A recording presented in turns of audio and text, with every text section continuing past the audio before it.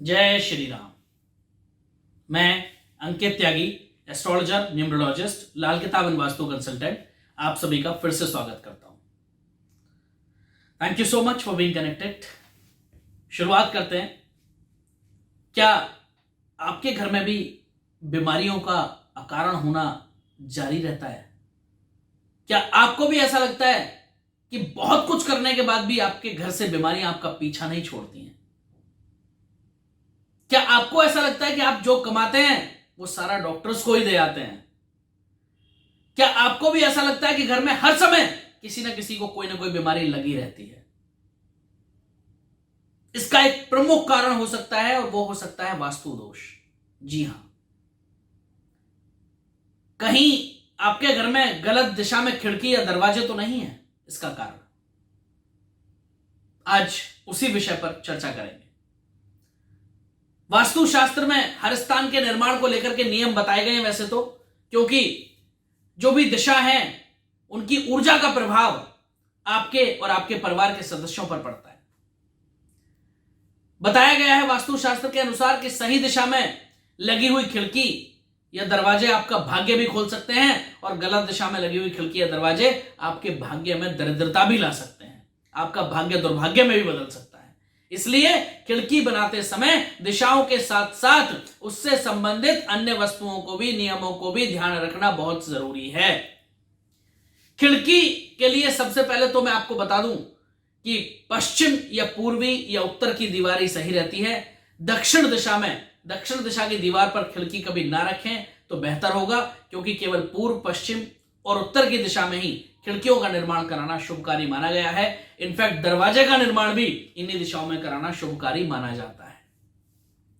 उत्तर दिशा को धन की दिशा माना गया है, इस दिशा को खुला रखना सही रहता है, इसलिए उत्तर दिशा में भी खिड़की या दरवाजे का निर्माण अगर कराएं तो शुभ माना जाता है। इस दिशा में खिड़की खुली हुई होने से घर में धन और समृद्धि के द्वार खुल जाते हैं, ऐसा वास्तु शास्त्र में वर्णित है।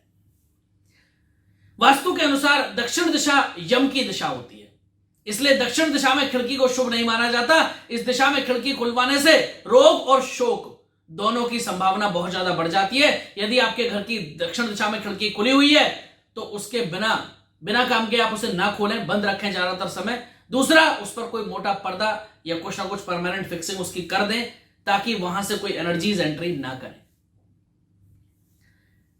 अगर मैं बात करूं तो खिड़की घर के दक्षिण और पश्चिम दिशा के भाग्य को, जिसको नेत्र कोण कहते हैं, वहां भी नहीं बनवानी चाहिए। दक्षिण और पश्चिम में भी खिड़की अच्छी नहीं है, क्योंकि इस दिशा के जो स्वामी है वो राहु और केतु है।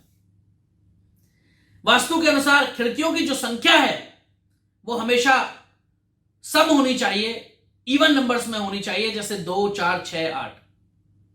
ऑड नंबर्स में यानी 1, 3, 5 खिड़कियों की संख्या नहीं होनी चाहिए, उसका निर्माण सही नहीं माना जाता है।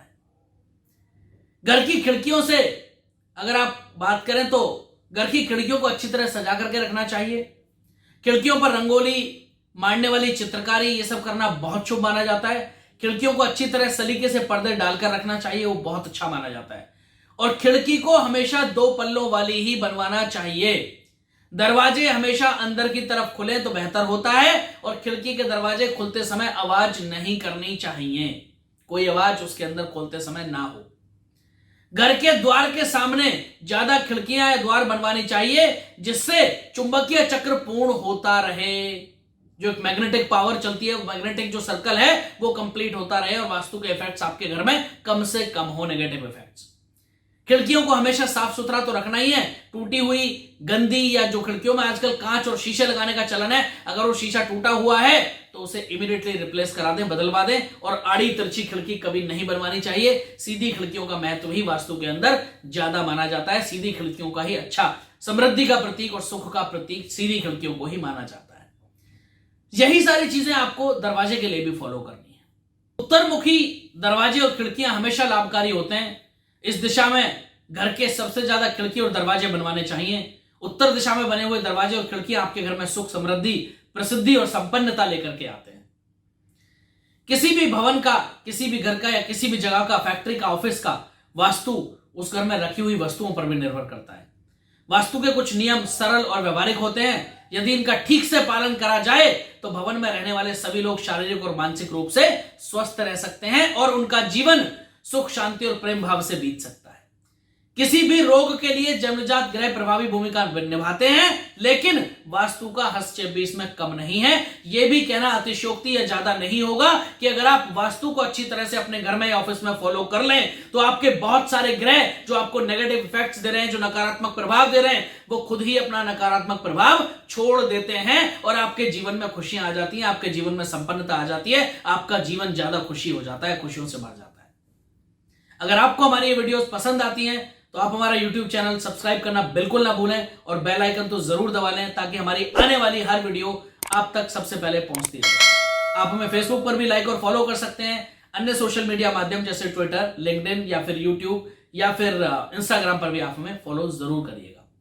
फिर मिलेंगे एक नई वीडियो के साथ, तब तक के लिए आप सबको मेरी तरफ से जय श्री राम।